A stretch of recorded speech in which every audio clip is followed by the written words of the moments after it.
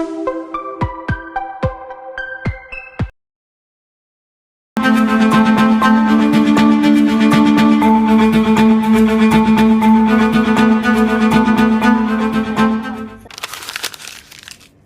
teman-teman, kita punya laporan masuk nih pada tanggal 4 Januari 2024. Nah, dugaan penyimpangan terjadi pada proyek pembangunan gedung Pusdiklat di Kementerian ABC. Nah, nama yang disebut di sana tuh Fulan Hanoman. Dia itu sebagai kepala bagian umum. Tadi aku udah coba cek beberapa dokumen kontraknya. Untuk nilai proyeknya sendiri tuh besar, 50 miliar. Tapi anehnya di dalam dokumen ini nggak ada satupun anggaran biaya yang dirincikan. Semuanya global, dari pekerjaan sampai biayanya. Ini yang paling mencurigakan. Di sini ada bukti chat FH pada tanggal 22 Desember tahun 2022. Dia menyuruh bawahannya buat ketemu vendor PT Ubah atas namanya. Padahal seharusnya dia sendiri yang hadir langsung sebagai penanggung jawab guna memenangkan tender proyek. Nah, dan ini nih, dokumentasi pemberian goodie bag. Nah, kalau isinya cuma souvenir kan itu wajar. Tapi di dalam laporannya itu isinya kan berisi uang. Itu kan termasuk gratifikasi. Jadi kita harus secepatnya menyusun laporan investigatifnya. Gimana? Tim Tokitasi siap? Siap!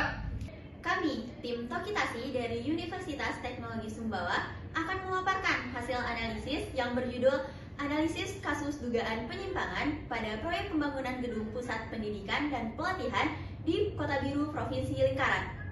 Untuk mengidentifikasi kasus kecurangan pada proyek pembangunan pusat pendidikan dan pelatihan, kita bisa menggunakan teori Fraud-Tree yang dikeluarkan oleh Association of Certified Fraud Examiners yang membagi kelompok kecurangan menjadi 3 kategori. Yang pertama, kecurangan laporan keuangan, penyalahgunaan aset, dan korupsi. Selain itu, kita juga bisa menggunakan teori Fraud Pentagon yang memiliki 5 elemen, yaitu tekanan, peluang, rasionalisasi, kemampuan, dan arogansi. Sebagai penentu, faktor apa saja yang menjadi alasan seseorang untuk melakukan kecurangan? Kita juga bisa gunakan teori Ghosn yang menjelaskan bahwa faktor-faktor yang menyebabkan terjadinya kecurangan yang meliputi keserakahan, kesempatan, kebutuhan, dan pengungkapan yang sangat erat kaitan dengan seseorang untuk melakukan kolusi dan korupsi. Nah, teori Ghosn ini juga sebenarnya sejalan dengan teori Fraud Pentagon. Tahap-tahap audit investigasi. Yang pertama, pra-perencanaan. Yang kedua, perencanaan. Yang ketiga, pengumpulan bukti. Pengumpulan bukti dilakukan dengan menggunakan beberapa metode, disesuaikan dengan jenis bukti dan kerahasiaan informasi, seperti observasi, konfirmasi, wawancara, pengujian, prosedur analitik, perbandingan, rekonsiliasi, penelusuran, perhitungan kembali, dan penelaahan pintas. Oke, jadi dari kasus ini kita bisa identifikasi nih, ada 3 dugaan fraud. Yang pertama, penunjukan langsung yang tidak sah. Terjadi karena ada benturan kepentingan antara pejabat Kementerian ABC dan pemilik PT Ubah. Yang kedua, kerugian negara akibat markup anggaran.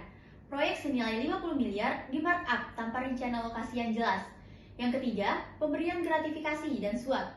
Terjadi pemberian suap kepada pejabat negara untuk meloloskan proyek. Nah, pihak yang kemungkinan terlibat dalam kasus ini tuh bisa aja top manajemen Kementerian ABC, staf Kementerian ABC, dan si pemilik vendor. Dugaan kasus ini dilakukan pada lingkungan proyek pembangunan gedung Pusdiklat yang melibatkan antara oknum Kementerian ABC, khususnya bagian umum dengan vendor yang secara langsung punya hubungan khusus antara keduanya. Kasus ini sudah jelas dilakukan selama penunjukan awal vendor yang sengaja dimenangkan pada tahun 2022, yang secara khusus dilakukan selama proses pembangunan gedung Pusdiklat. Dan juga dugaan suapnya dilakukan pada awal tahun 2024 sebagai bukti terima kasih antar oknum Kementerian ABC dan vendor gedung Pusdiklat. Dari penjelasan teori fraud Pentagon sebelumnya, terdapat beberapa motif yang menyebabkan terjadinya dugaan kecurangan pada proyek ini. Yang pertama, bisa karena tekanan ekonomi atau karena kedekatan antara pelaku dengan vendor yang telah banyak berkontribusi terhadap oknum pelaku. Yang kedua, karena sistem pengendalian internal pada kementerian dirasa kurang kuat, sehingga oknum pelaku melakukan tindakan kecurangan dengan cara markup anggaran dan pemberian informasi palsu. Yang ketiga, bisa jadi karena pelaku merasa memiliki jabatan yang tinggi pada kementerian, sehingga meminta bawahan untuk memuluskan rencana pemenangan tender oleh oknum tertentu. 4.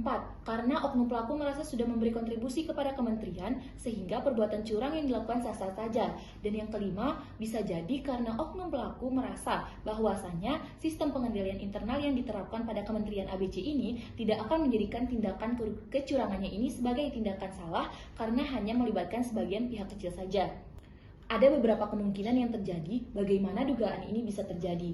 Yang pertama, markup anggaran oleh vendor sehingga pengadaan barang untuk pembangunan bisa jadi tidak sesuai dengan spesifikasi gedung yang sesuai kontrak. Selain itu, diduga terdapat kong kali kong antara oknum pelaku dari kementerian dengan pemilik vendor karena kedekatan merasa secara personal. Berarti kerugian negara yang dapat disimpulkan dalam kasus ini sebesar jumlah pengadaan dari proyek gedung Pusdiklat. Dan bisa kita hitung nih kerugiannya dengan metode kerugian total dengan penyesuaiannya sehingga bisa kita asumsikan jumlah kerugian sebesar 50 miliar. Dalam kasus ini ditemukan 3 hipotesis audit yang menjadi dasar dilakukannya pemeriksaan lebih lanjut, yaitu yang pertama, telah terjadi proses penunjukan langsung terhadap PT UBA sebagai pemenang proyek secara tidak sah, dikarenakan terdapat benturan kepentingan antara pejabat Kementerian ABC, Saudara FH, dan pemilik PT UBA, Saudara UC.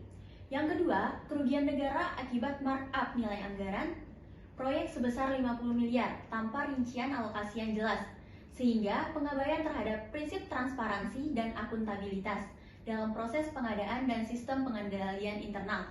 Yang ketiga, telah terjadi pemberian gratifikasi dan suap kepada pejabat negara guna memuluskan proyek. Setelah proses pengumpulan bukti audit dilakukan, tahapan selanjutnya adalah evaluasi bukti. Tahapan ini sangat penting untuk memastikan bahwa semua bukti audit yang telah dikumpulkan benar-benar relevan, valid, dan dapat mendukung kesimpulan audit investigatif. Langkah pertama yang dilakukan adalah mengorganisir seluruh bukti berdasarkan kronologi kejadian dan proses yang terjadi. Bukti juga dikelompokkan sesuai jenis penyimpangannya sehingga lebih mudah dianalisis secara sistematis. Selanjutnya, tim audit mengklasifikasikan bukti berdasarkan tingkat relevansi, kompetensi, dan materialitasnya. Bukti tersebut bisa berupa dokumen formal seperti kontrak kerja, dokumen proyek, dan pengadaan barang, maupun bukti non-formal seperti hasil wawancara, bukti fisik di lapangan, dan data digital. Dari hasil evaluasi tersebut, tim auditor kemudian menyusun kesimpulan uji substantif. Kesimpulan ini menjadi dasar dalam menyusun simpulan audit secara keseluruhan dan menetapkan apakah terdapat indikasi penyimpangan, kecurangan, atau pelanggaran hukum dalam pelaksanaan proyek pembangunan gedung tersebut.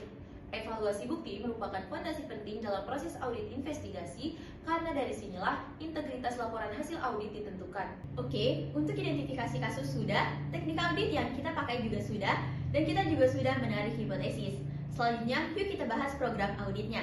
Untuk audit ini, kita akan melakukan 4 tahapan. Yang pertama, uji kepatuhan prosedur pengadaan. Di tahap ini, kita akan menelaah seluruh dokumen yang berkaitan dengan proses pengadaan, mulai dari perencanaan, proses lelang, sampai berita acara serah terima pekerjaan. Kita juga akan memastikan apakah semua proses tersebut sudah sesuai dengan regulasi yang berlaku, yaitu Peraturan Presiden Nomor 16 Tahun 2018 dan juga Undang-Undang Pengadaan Barang dan Jasa. Tujuannya tentu saja untuk menjamin transparansi dan akuntabilitas dalam pelaksanaan pengadaan. Yang kedua, uji kelayakan kontrak dan realisasi anggaran. Kita akan menelusuri nilai kontrak serta alokasi pekerjaan yang tercantum dalam dokumen kontrak. Lalu, kita akan bandingkan antara anggaran yang dikeluarkan dengan output atau hasil pekerjaan yang diterima. Apakah sudah sesuai atau justru ada indikasi pemborosan atau markup. Ini jadi fokus utama dalam tahapan ini. Yang ketiga, investigasi gratifikasi dan suap. Tahapan ini penting untuk mengungkap potensi penyimpangan. Kita akan menelusuri aliran gratifikasi seperti parsel lebaran, voucher umroh, hingga goodie bag. Selain itu, kita juga akan menganalisis percakapan WhatsApp antara saudara FH dan saudara WI untuk melihat apakah ada komunikasi yang mengarah pada persekongkolan atau pemberian imbalan tertentu. Saya ada saran nih. Kementerian ABC disarankan untuk menagih kerugian negara 50 miliar kepada pelaku dan melakukan audit investigasi yang lebih lanjut bila diperlukan.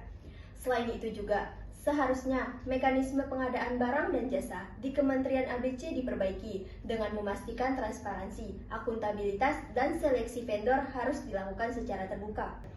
Selain itu juga, penguatan peran aparat pengawasan interpemerintah dalam mendeteksi dan mencegah praktik-praktik penyimpangan serupa di masa mendatang.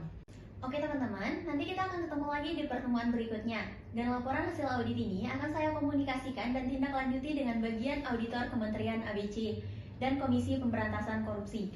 Sampai ketemu lagi. Oke, siap.